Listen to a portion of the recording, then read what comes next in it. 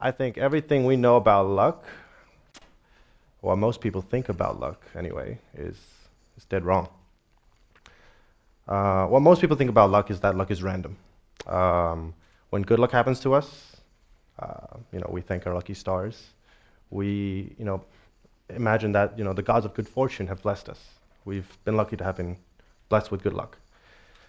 But when bad luck happens, we kind of shrug our shoulders, go, c'est la vie, life moves on, we'll hope for the better luck the next day. Truth be told, I don't think luck is as random as we think it is. In fact, if you break down luck, there are a lot of variables in luck which are, in fact, under our control. We are more in control of our own luck, and good fortune and bad, than we actually realize. And today I want to talk about that. Break it down a little bit, give you guys some examples, and really sort of restructure what we think about luck. Personally, I think I've been pretty lucky. Over the last 10 years, I've been involved in all walks of life. Well, not all, but a lot of different types. I've been involved in the startup and operation of an ISP company, cloud computing. I've worked in the financial sector at a lot of major financial institutions and equity research for a couple of years. I started my own nightclub in China. A lot of fun. And now I work in the EDM business, representing major labels and whatnot in China.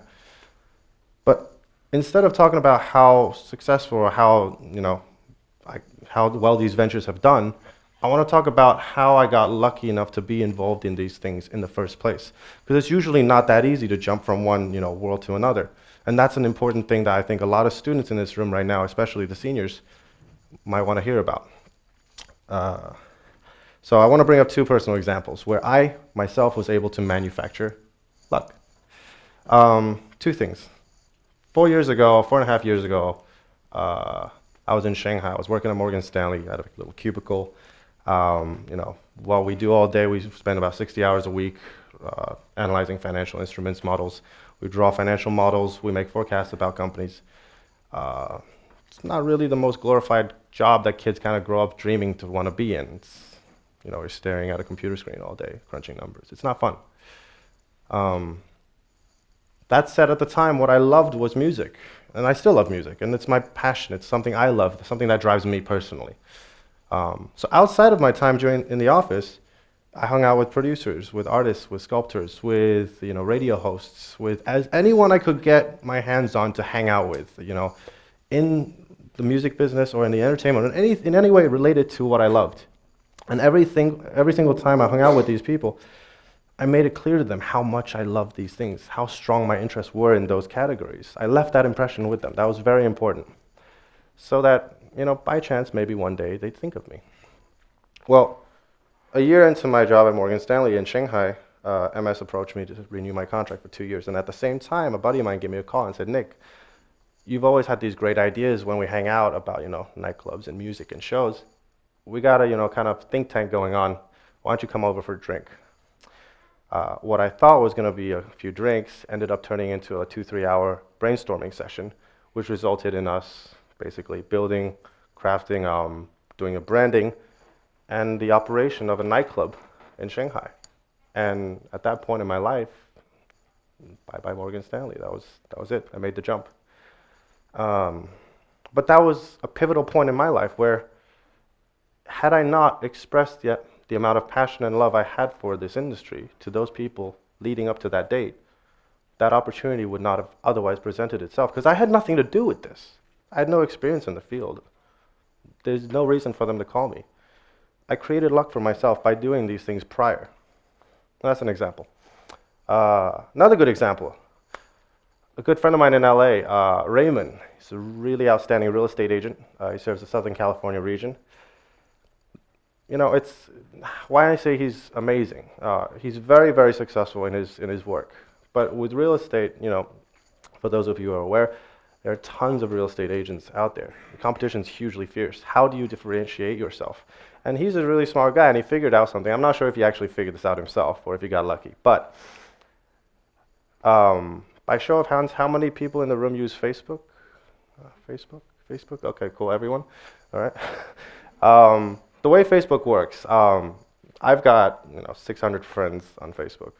But really, when you pull up your news feed, you really only see updates from about select 30 to 40 of those people. You don't see updates from everyone. The way Facebook's algorithm works is that the more engagement you provide with someone's post, the more likely you'll be able to see them.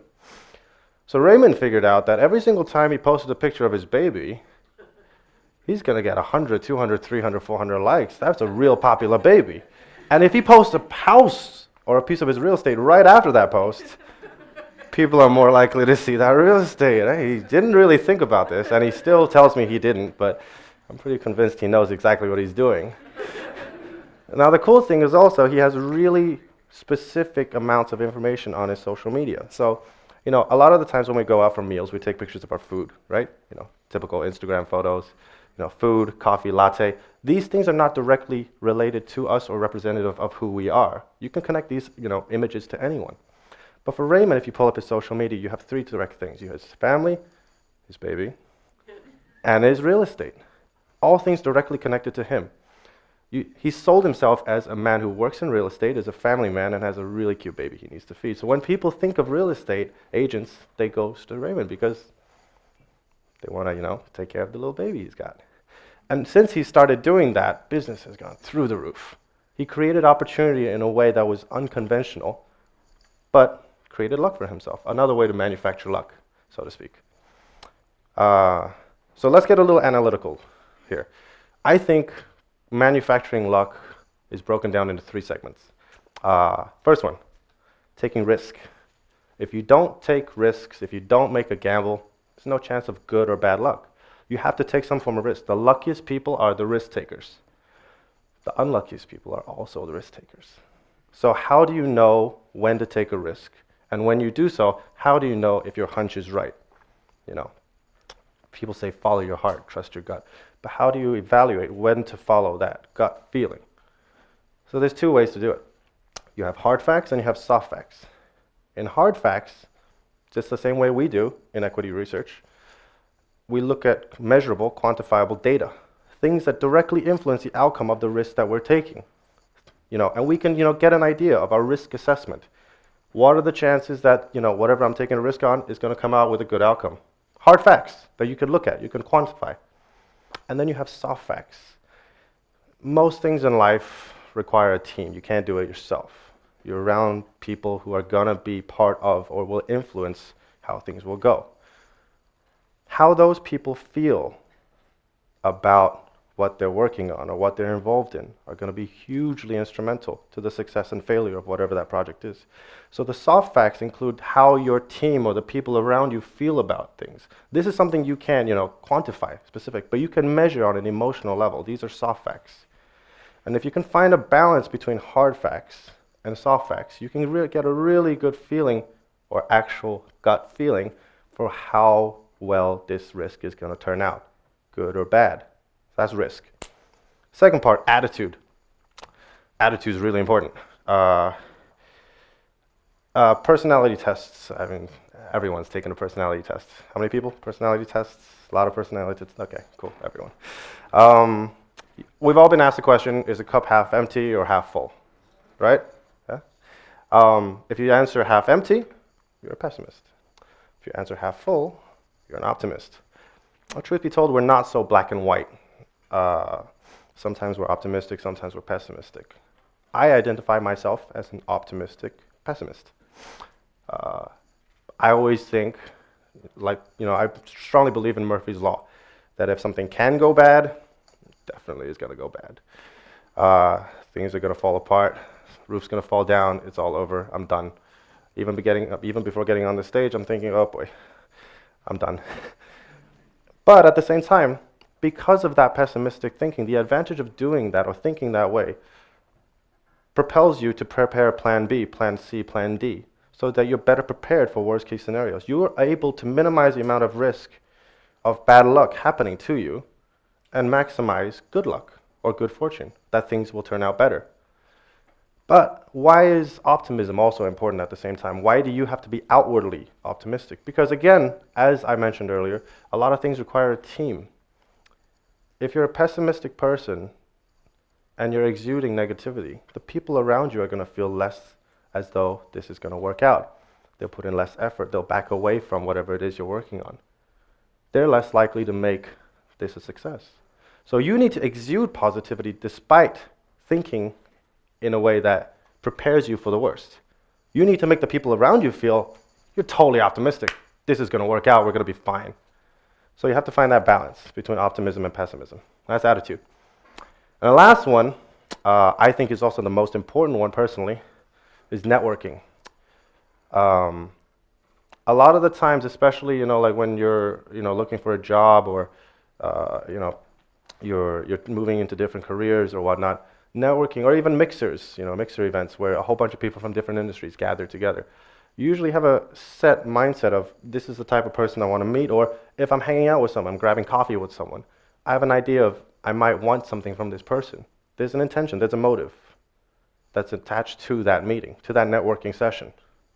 What I want to introduce is an idea called networking without purpose. The luckiest people are the ones who have over their lifetimes accrued a large number of friendly relationships with many, many people. Now, there's a distinction here between friendly relationships and friendships. We can only manage so many friends. Our time is finite. But friendly relationships are equally important, to know a lot of people and to have a lot of people remember you. Now, what is the key takeaway here? If people meet you, let's say I have a coffee with you, we hang out for 5 minutes, and I leave, and I walk away, and I think, oh, he's a nice guy, he's cool, he's chill. But he forgets about you, then there's no point to that. But if I meet someone, be it for 5 minutes over coffee, over a conference call, over a meeting, over years even, and the takeaway they get from you is that, just like Raymond, he's a real estate agent. He's hugely passionate about whatever it is he's doing. When I have the opportunity to meet someone who's relevant to what it is he's interested in, I might think to myself, oh, you know what, this person might be helpful to so-and-so, or this opportunity might be helpful to so-and-so. And unbeknownst to you, this person who at the time, who had nothing to do with whatever it is you're passionate about, who had no direct benefit to you, is now a conduit through which good luck finds you. So think of a spider web. You're in the dead middle of the spider web. You're the spider. The bigger your web, the more likely you're going to catch a fly that represents that good luck. But you don't know from what direction it's going to come. So maximize your friendly relationships, but make sure that every single time people walk away from you, there's a takeaway, that they remember you for a specific thing. That all said, I'm no connoisseur of good luck. I don't have a PhD in luck. I haven't researched nor studied luck. I just think I've been quite lucky. And everything I've told you is a reflection of my personal experience. Just like everyone in the room, I have good days and bad. I have good luck and bad. But I hope my reflections and what I've learned, and that what I've shared with you today, leaves everyone walking out this room just a tad luckier. Thank you.